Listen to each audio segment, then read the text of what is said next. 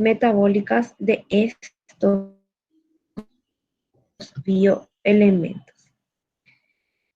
Entonces vamos a estar hablando el día de hoy 20 de octubre, tengo que decir porque si no me olvido de los días solamente por eso.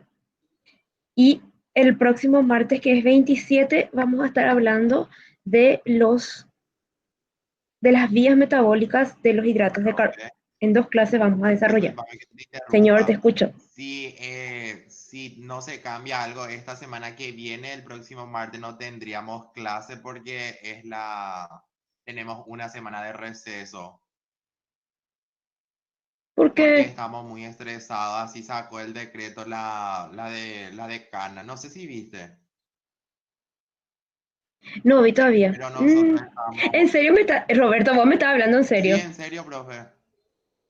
Ah, Nosotros estamos viendo viste que estamos de parciales ahora y estábamos viendo para sí, hablar con la licenciada Venancia para prolongar más adelante las vacaciones y rendir todo primero.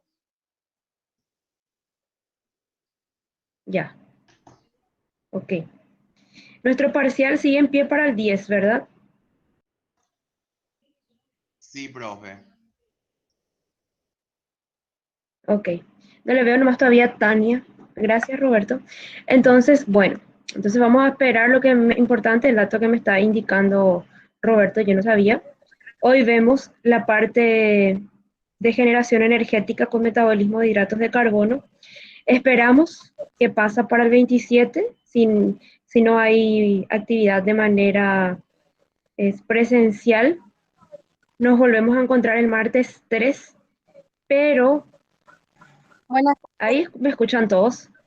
sí, profe. Ok, Yo sí quiero decir algo, profe. Yo tengo ciencias sí. químicas el 6 de noviembre. No, pero el 6 de noviembre es viernes. Martes es nuestro examen. Ah, porque era lo que la compañera nos envió.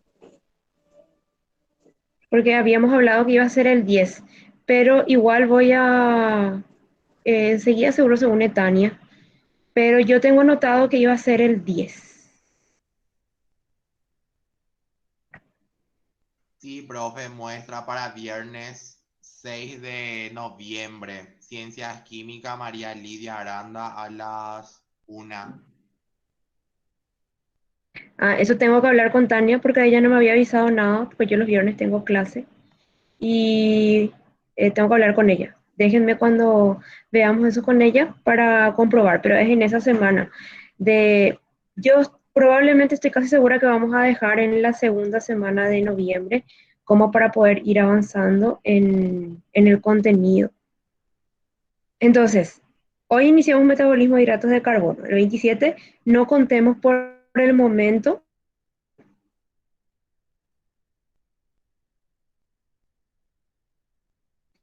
El martes 3 vamos a desarrollar metabolismo de aminoácidos y después yo tengo hasta ahora, como yo tenía el 10, tenía una serie de la evaluación, el 16 metabolismo, porque tenemos clase hasta el 24 de noviembre.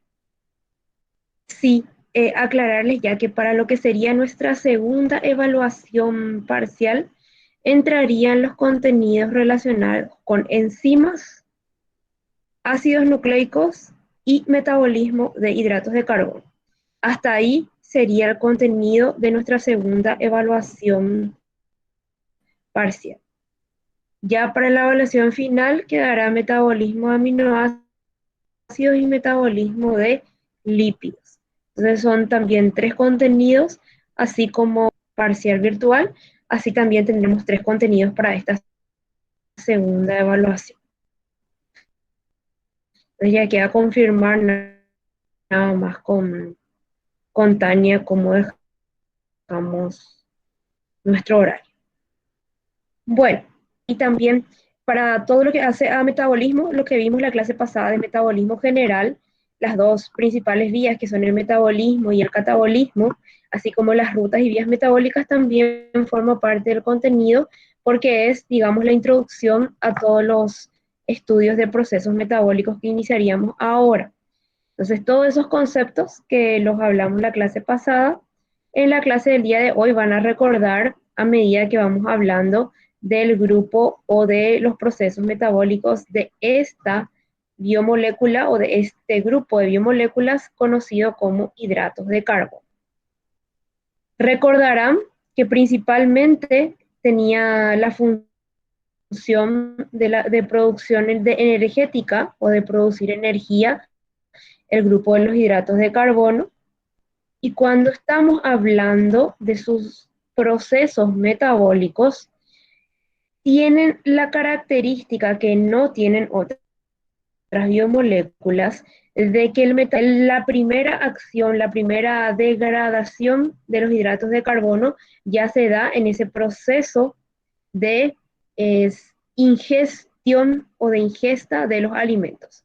Continúa la degradación en todo lo que es el sistema digestivo y en sí ya la absorción de cada uno de los componentes de los hidratos de carbono se da en el intestino delgado. Y acá sí es importante que ustedes probablemente ya lo sepan, pero igual no está de más recordar siempre que los responsables de la absorción son los enterocitos o las células específicas de nuestro intestino delgado. Los celulares, su proceso de degradación, de oxidación, contribuye a la producción energética del organismo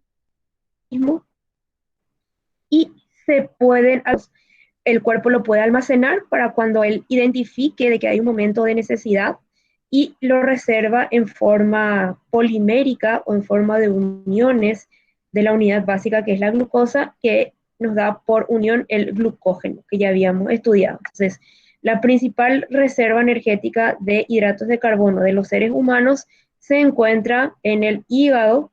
También hay una reserva en músculos, pero la principal está en el hígado en forma de glucógeno.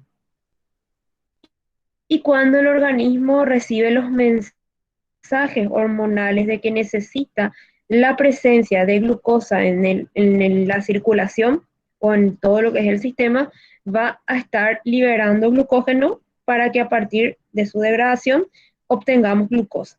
Entonces, siempre está regulado. Vamos a ver eso también más adelante. ¿Cuáles son las principales vías de catabolismo? Y acá ya recordarán ustedes que cuando hablábamos de catabolismo, hablábamos de ese proceso de separación en las partes más pequeñas. Hay principalmente 3 vías catabólicas. ¿Y por qué estudiamos primero las vías catabólicas? Porque son las responsables de la producción de energía, la producción de ATP en el organismo necesario para contribuir al funcionamiento de otras actividades también metabólicas.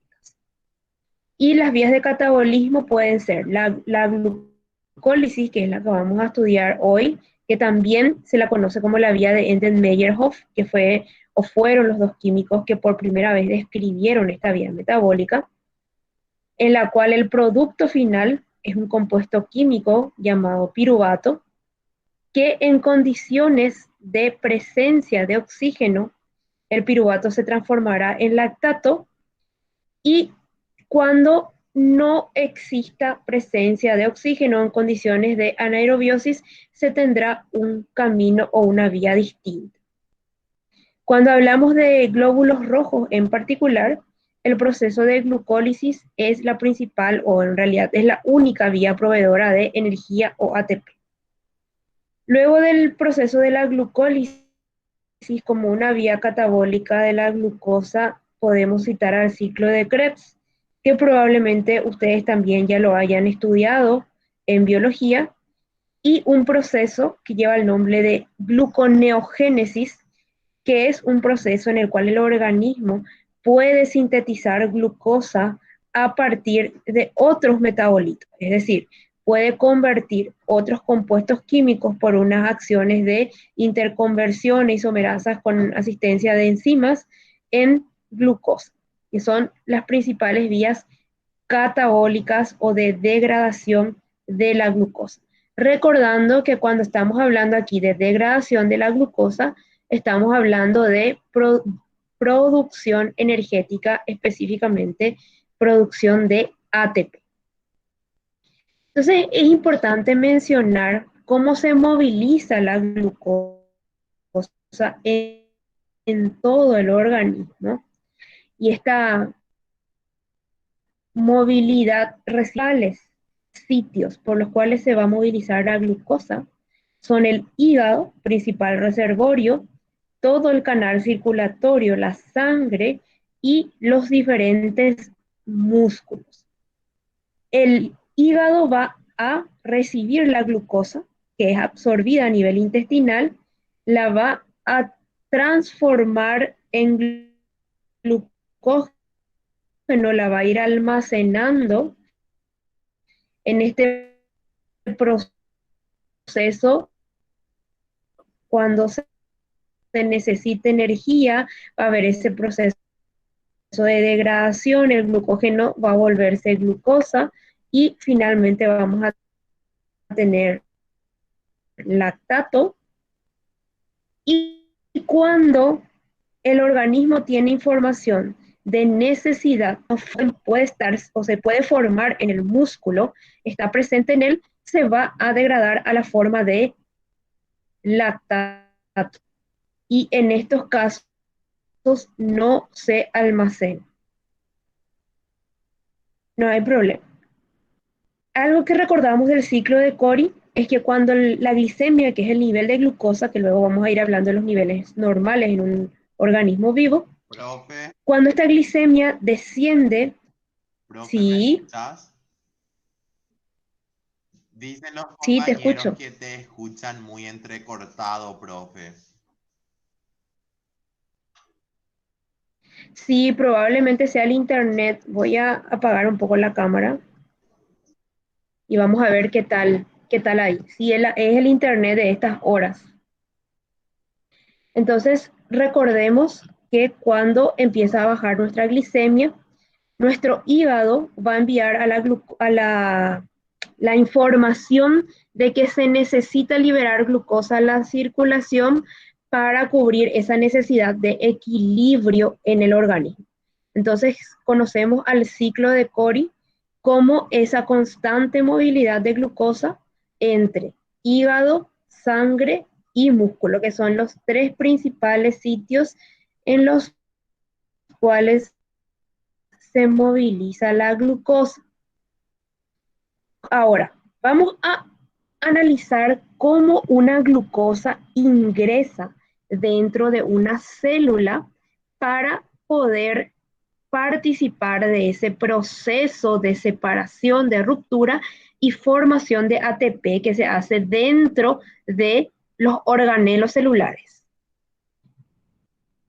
¿Cómo ingresa la glucosa a una célula del intestino delgado, llamados entra células de cualquier otra parte del organismo, que puede ser una célula sanguínea o puede ser las células presentes en los tejidos del músculo? Cuando la glucosa va a ingresar a un enterocito o cuando va a ingresar al riñón, al glóbulo renal, lo va a hacer por medio de lo que se conoce como un cotransporte sodio-glucosa, cuya sigla ustedes podrán leer y conocer como SGLT, que es el complejo en el cual se forma una bomba de sodio, un transporte activo que favorece el ingreso de la glucosa dentro del organismo. Entonces, ¿qué hace el sodio? Crea un canal, crea un puente que permite que ingrese la glucosa del intestino y de los riñones. Solamente se utilizan en estos dos sitios del organismo. Cuando la glucosa quiere ingresar a otra célula, se utilizan unas proteínas que están presentes en la membrana que reciben el nombre GLUT o la sigla GLUT.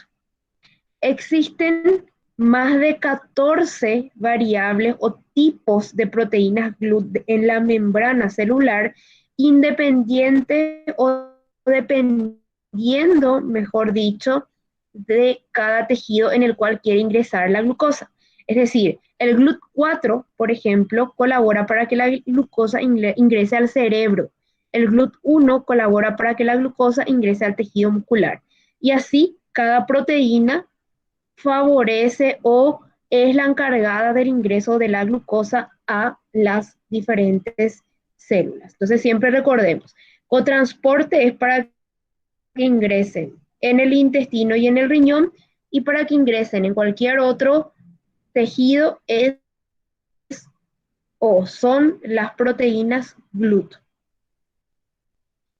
Una primera acción que se tiene que llevar a cabo para que la glucosa se active y forme parte, inicie su proceso metabólico, es el paso que se conoce como la fosforilación de la glucosa. Cualquier vía metabólica, sea de catabolismo o sea de anabolismo, para que la glucosa se vuelva activa metabólicamente, tiene que pasar por este proceso que se llama fosforilación. ¿En qué consiste? Consiste en la adición, en la unión de un grupo fosfato a la glucosa. Esta acción es catalizada por la enzima hexoquinasa. Es una reacción de carácter irreversible, es decir, ya no se puede volver para atrás. Y es una acción que se requiere para la glucogenogénesis, para la glucogenólisis.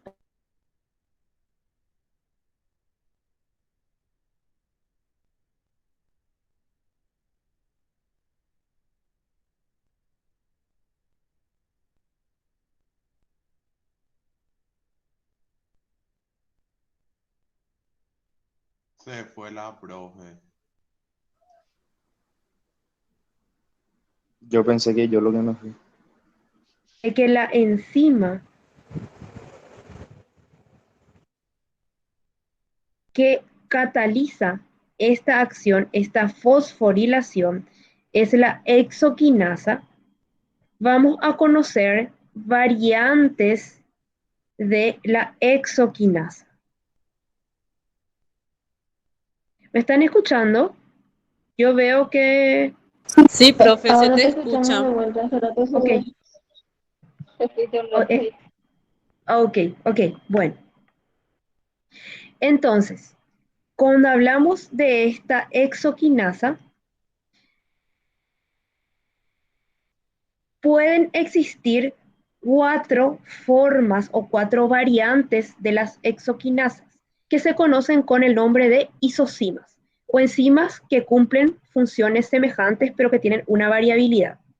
Las isocimas 1, 2 y 3 son enzimas que pueden estar presentes en cualquier tejido, mientras que la isocima 4 de la hexoquinasa solamente se encuentra en el hígado y en el páncreas. Nuevamente, aquí lo que diferencia a las isocimas 1 al 3 de la 4 es el sitio en el cual actúan. Estas isocimas 1, 3 son inespecíficas, sin embargo, las isocimas 4 solamente participan del proceso de fosforilación del monosacárido de glucosa. Sin embargo, las isocimas 1, 2 y 3 pueden fosforilar fructosa, pueden fosforilar lactosa, pueden adicionar ese grupo fosfato a otro monosacárido independiente de la glucosa. Sin embargo, la isocima 4 solamente forma parte de la glucosa o solamente fosforila a la glucosa. Y la producción de esta isocima 4 es promovida o es favorecida por la presencia de la hormona insulina. Y hablamos de lo que va a ser o de lo que conocemos como nuestra vía o nuestra principal vía metabólica de la glucosa, que conocemos como glucólisis. En esta vía metabólica, una molécula de glucosa del monosacárido de 6 carbonos se va a desdoblar, es decir, va a separarse para formar dos moléculas del elemento conocido como piruvato y va a producir energía en forma de ATP en ese proceso de separación. Este proceso se puede dar tanto en presencia de oxígeno como en ausencia de oxígeno. Cuando hay presencia de oxígeno, el lactato va a terminar degradado hasta los elementos más simples, dióxido de carbono y agua, CO2 y agua.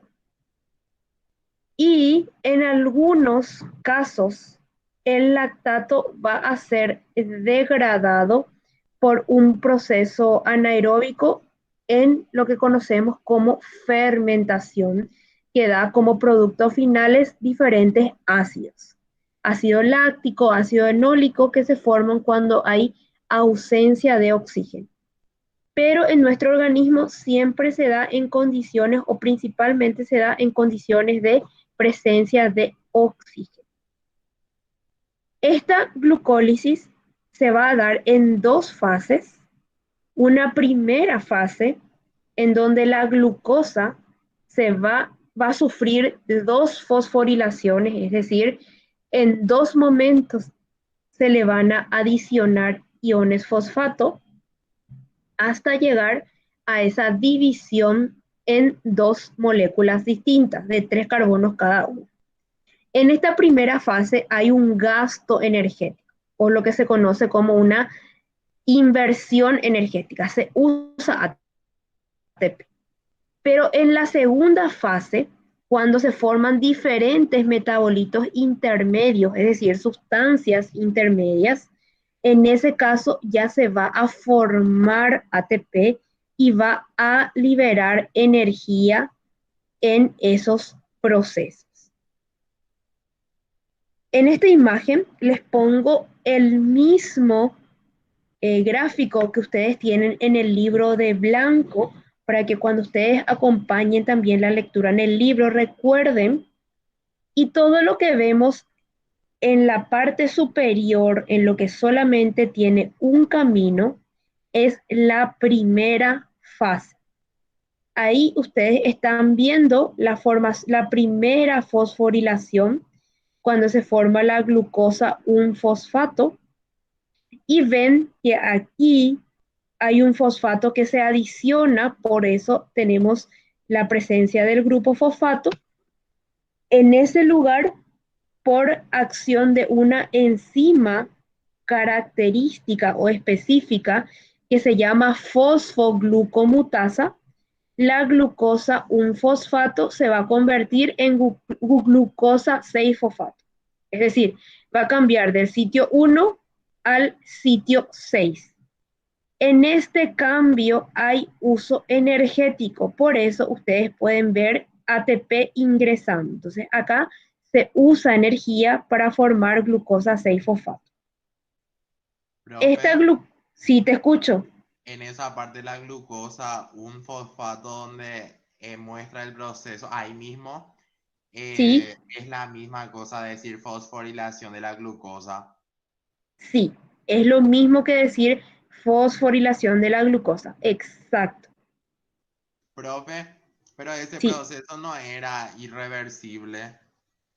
ese proceso es irreversible, principalmente sigue siempre la guía, o sea, digamos la vía metabólica para ir después a estos dos caminos, pero se coloca la doble flecha en el proceso metabólico porque siempre puede en algún caso ocurrir alguna alteración que ocurra que vuelva para atrás. Pero cuando estamos hablando de condiciones normales, esto es irreversible. Eso sí es importante lo que estaba mencionando Roberto. Entonces, tenemos glucosa 6-fosfato y se va a convertir nuestra glucosa 6-fosfato en una nueva estructura. No va a cambiar el número de carbonos. Sigo teniendo un monosacárido de 6 carbonos, pero se va a formar o va a adquirir la forma de la fructosa y va a seguir siendo 6 fosfatos. Esto es gracias a una enzima en particular que es la fosfoglucoisomerasa. Es decir, favorece que se forme un isómero que es la fructosa. Aquí nuevamente se adiciona una molécula de ATP, es decir, tengo un gasto energético, se forma un nuevo compuesto que es la fructosa 1,6-bifosfato. Bifosfato porque tiene un fosfato en el carbono 1 y en el carbono 6. Y esto es asistido por la fosfofructoquinasa. Entonces, esta es nuestra enzima que nos colabora a la formación de la fructosa 1,6-bifosfato. Aquí termina lo que sería la primera fase de la glucólisis, que como ven, en 2 momentos se utilizó ATP, es decir, estoy gastando energía. Cuando se separa esta fructosa 1,6-bifosfato por acción de una enzima muy importante, y esta es una enzima que sí o sí ustedes la tienen que conocer. Las otras es importante que las conozcan, pero esta es imprescindible, es la aldolasa. La aldolasa es la enzima que cataliza la ruptura, la separación de la fructosa 1,6-bifosfato en 2 moléculas de 3 carbonos cada una. Una de esas moléculas es el gliceraldehído 3-fosfato y la otra es la molécula de hidroxicetona fosfato. Como ven, cada una de estas moléculas tiene un fosfato en su estructura. Pero para continuar la vía metabólica, solamente puede continuar la molécula de gliceraldehído 3-fosfato, esta molécula. Entonces, la dihidroxicetona se tiene que cambiar, tiene que formar un isómero y convertirse en gliceraldehído 3-fosfato. Entonces, tengo 2 compuestos y uno de ellos tiene que pasar por una isomerasa para formar gliceraldehído 3-fosfato. Entonces, aquí como ven, tengo 2 moléculas. Sigo el camino del gliceraldehído 3-fosfato, en el cual, ¿qué ocurre? Ocurre la adición de un grupo fosfato y ocurre una pérdida o lo que llamamos una pérdida de iones, de protones hidrógeno, que son aceptados por este dinucleótido de adenina y niacina que va aceptando los hidrógenos que se liberan de los compuestos y el gliceraldehído 3-fosfato se convierte en un compuesto que es el 1,3-glicerato fosfato, es decir, en un glicerato que tiene 2 grupos fosfatos, uno en el carbono 1 y otro en el carbono 3. En el cambio del glicerato, del 1,3-glicerato al 3-fosfoglicerato, se libera el fosfato para formar ATP y tengo la liberación de una molécula de ATP. Entonces aquí podemos ver que ya tengo la formación de un ATP. Luego el 3-P-glicerato va a mutar, va a cambiar en 2-fosfoglicerato. En este siguiente paso del glicerato al fosfonolpiruvato se va a liberar agua en mi proceso por acción de una enzima llamada enolasa.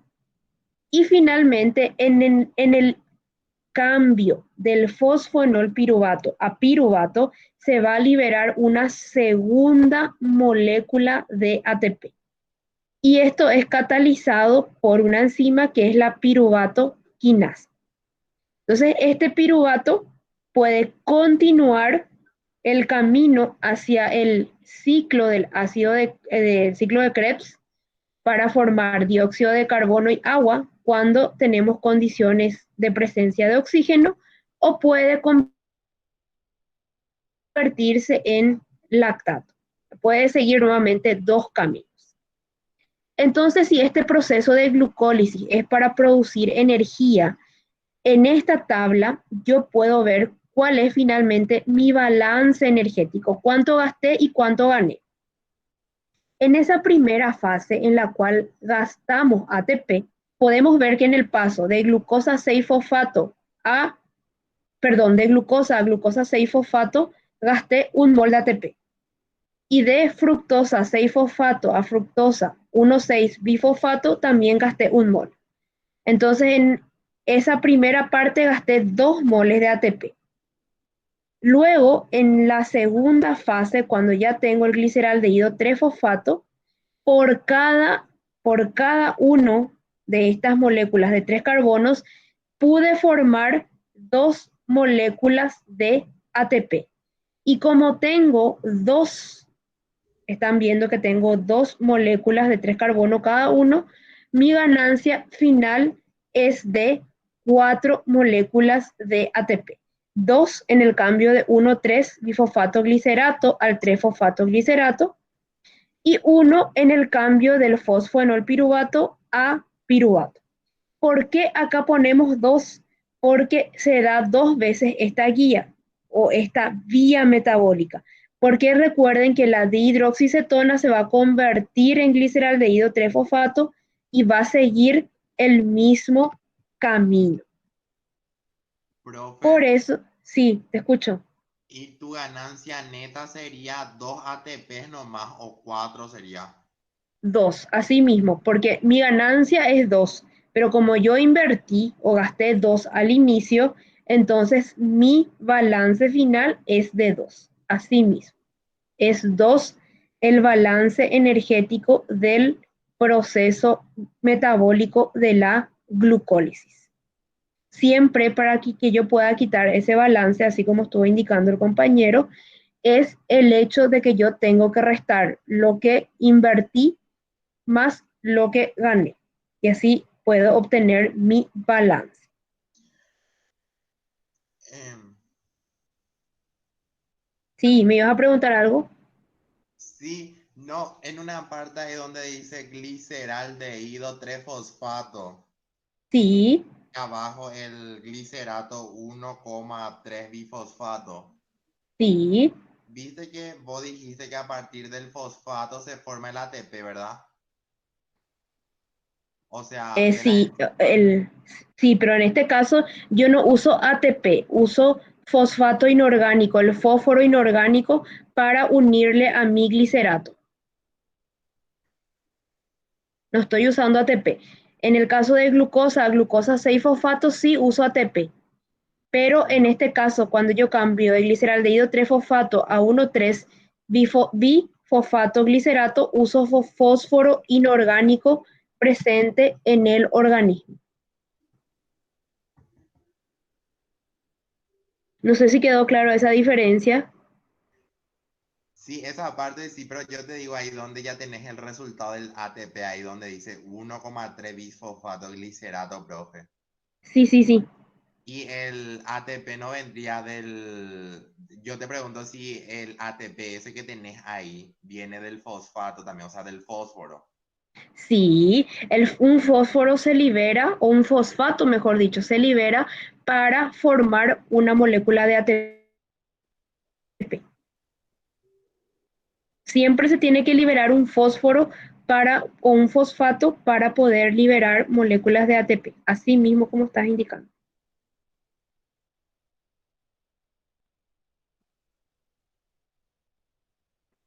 Entonces, estos conceptos, o por qué estuvimos hablando de la glucólisis, del proceso de liberación de ATP y de degradación de la glucosa, que es un proceso permanente, porque vamos a hablar del concepto de la glucemia.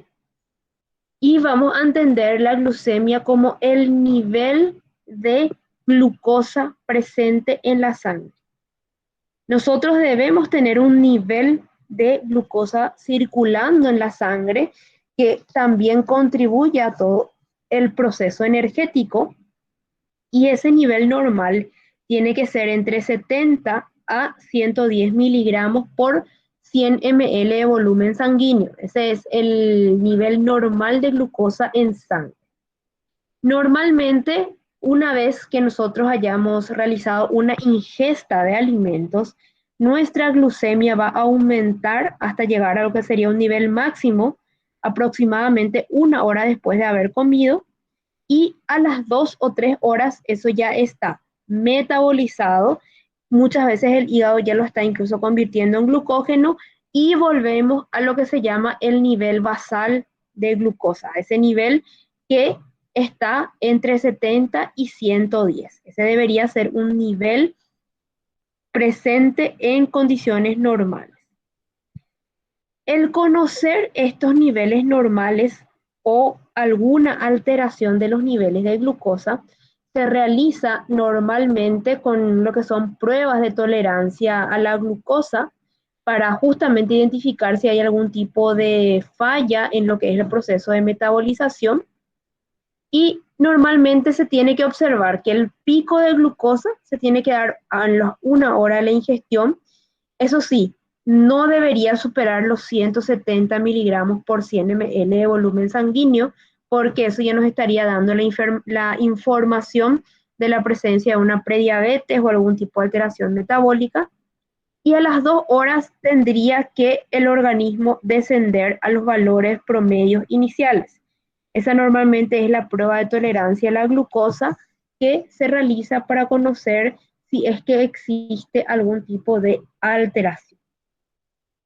También recordar que la glucosa forma parte o se reabsorbe, se recupera a nivel renal, a nivel de todo lo que es el sistema renal.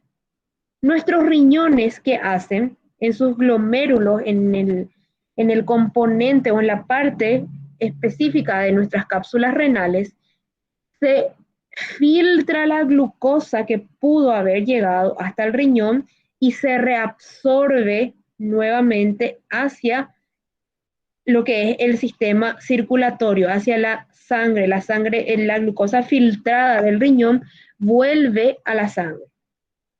Y en promedio sabemos que se puede reabsorber hasta 350 miligramos de glucosa en 1 minuto por acción de los riñones. Cuando la glucemia sí ya pasa, el nivel de glucosa en nuestra sangre pasa de 160 a 170 miligramos, que es el pico máximo en condiciones de máxima absorción después de una ingesta, empieza a aparecer lo que es glucosa en orina, que se conoce como glucosuria.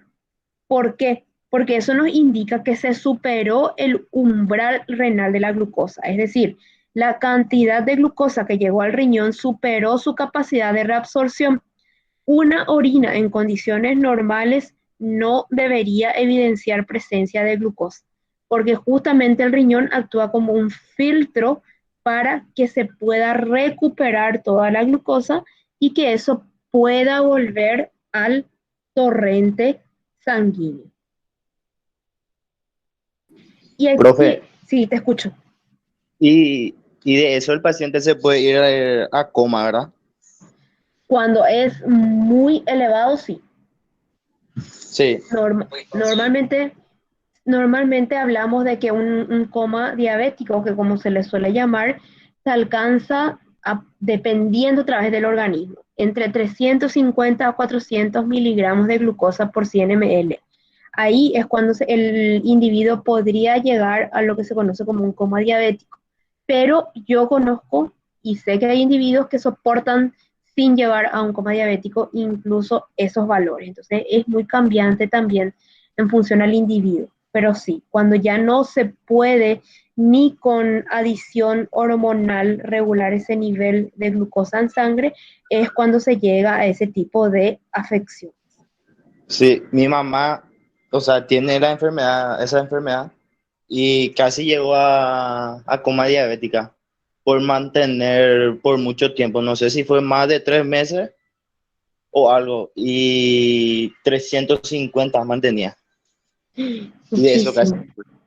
Sí, Pero aguantó, sí que si me decís que son 3 meses, son muchísimos.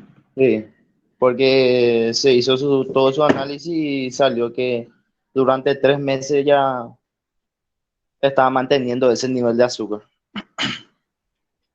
Realmente es fuerte porque mantener esos niveles son niveles muy altos y están indicando ya sí o sí presencia de una patología que es diabetes, ¿verdad? Y ya requiere normalmente todo un control cuando se diagnostica al paciente que tiene una condición diabética, porque no solamente está asociada en la presencia de glucosa en sangre, sino otras consecuencias producto de una presencia elevada de glucosa en sangre. Ahora, ¿cómo llegamos a este equilibrio o lo que conocemos como homeostasis de la glucemia?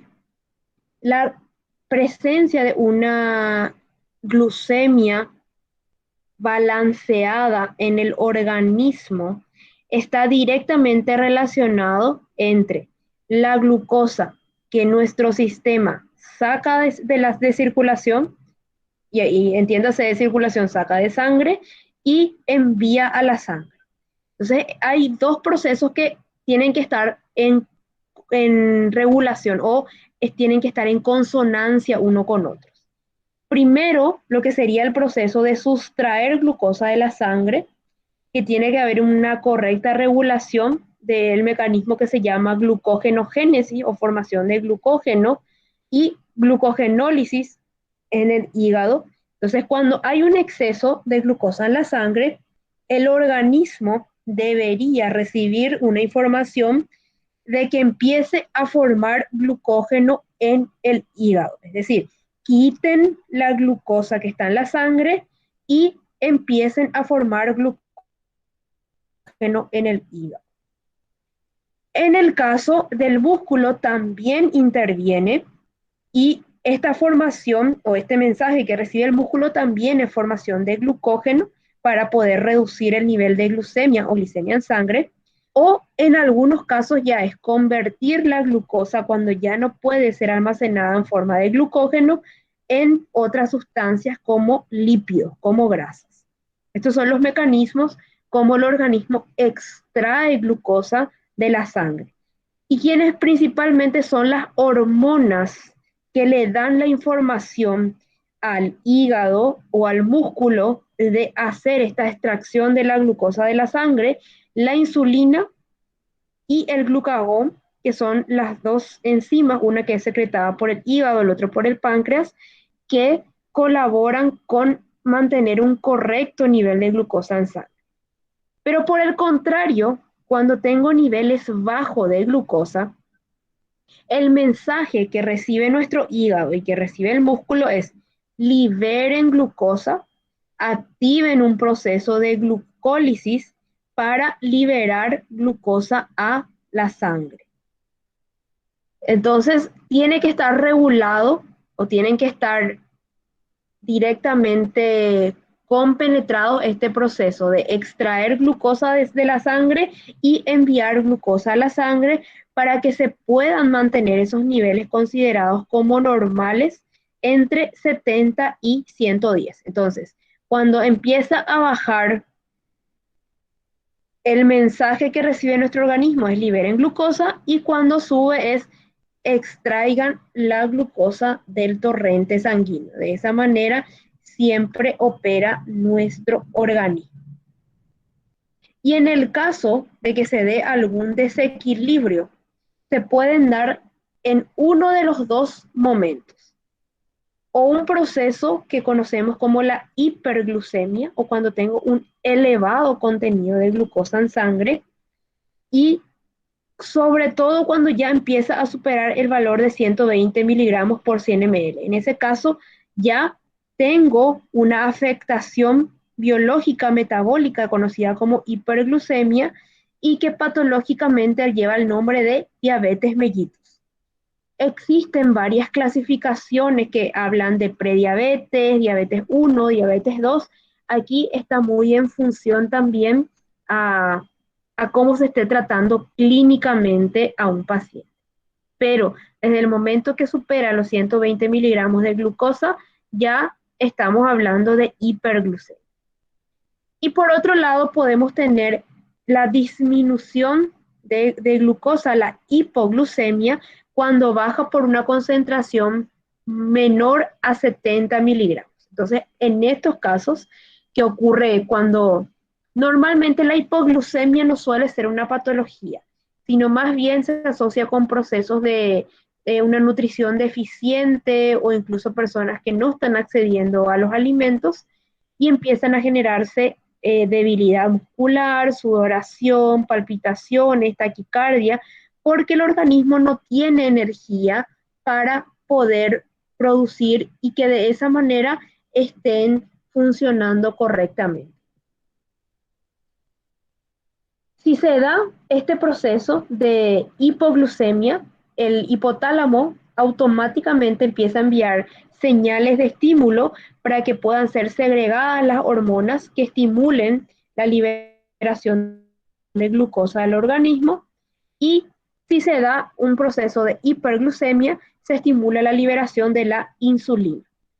Muchas veces los procesos o las alteraciones de falta de equilibrio en el metabolismo de la glucosa no se da por un mal funcionamiento solo de algún tipo de órgano, sino sobre todo se da un desbalance en la insulina.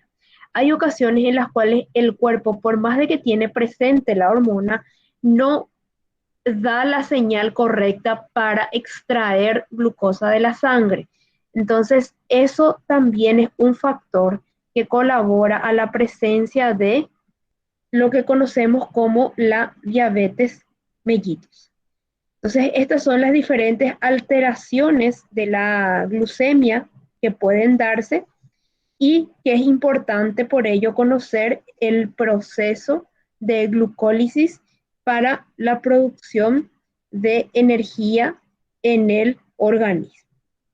Y esto era lo que yo quería compartir con ustedes el día de hoy. Esto es un proceso de catabolismo, de formación de compuestos sencillos a partir de compuestos más complejos en el organismo.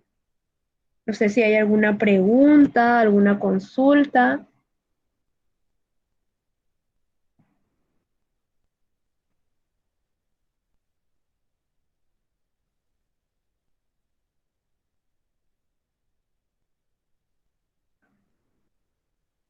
Bueno, en una siguiente clase vamos a hablar de las vías anabólicas, de la formación de glucógeno en lo que sería la glucógenogénesis, que vamos a hablar en una siguiente clase, específicamente la vía anabólica de los hidratos de carbono. Entonces, para separar justamente por esta importancia que yo quería compartir con ustedes y hablarles de glucemia, niveles de glucosa en sangre, el día de hoy hablamos de lo que sería la vía catalítica metabólica de los hidratos de carbono.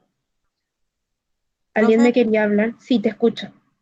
La compañera Jessica Galeano me escribió y me dijo que se quedó sin saldo y que para que le tengas consideración. Eso no me era, profe. Sí, que no se Gracias. preocupe. Sin problema, Belén, no se preocupe, tranquilo, no se preocupen por eso, chicos.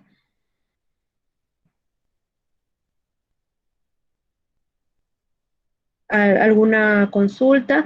Esto está en nuestro libro de blanco, entonces yo siempre les invito a que acompañen lo que nosotros hablamos con la lectura de nuestro material de referencia, de nuestro libro de química biológica, y está en el capítulo 13.